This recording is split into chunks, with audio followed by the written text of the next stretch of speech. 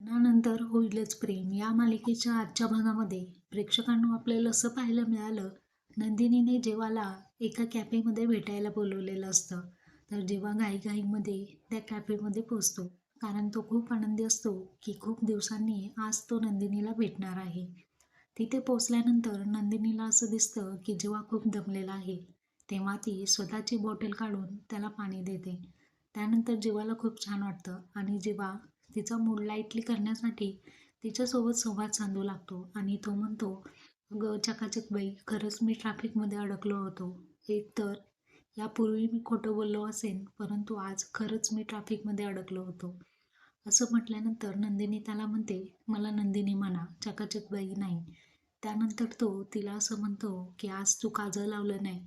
असं म्हणतात, की रुसलेल्या मुली काजळ लावत नाही. त्यावरती ती म्हणते, "अगोदरच कोणाच्या तरी आयुष्याला माझी नजर